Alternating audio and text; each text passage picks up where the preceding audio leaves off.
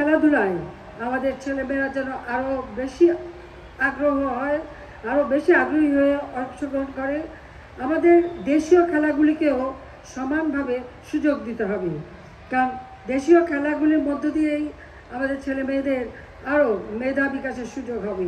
কাজে আমি সত্যি খুব আনন্দিত যে আজকে আমাদের ফুটবল খেলোয়াড়রা যারা আজকে এখান থেকে শুরু, একদিন তারা আন্তর্জাতিক পর্যায়ে বাংলাদেশের জন্য আরও বেশি করে সম্মান বয়ে নিয়ে আসবে।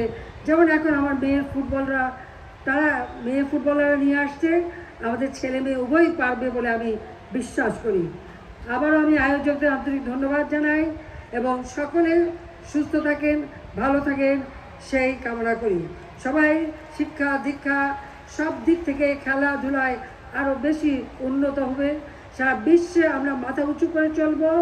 জাতির পিতার স্বপ্নের সোনার বাংলাদেশ গড়ে তুলবে আমাদের আজকের এই সোনার ছেলে মেয়েরা। আমার সকলের প্রতি আমার আন্তরিক অভিনন্দন, দোয়া, আশীর্বাদ রইল।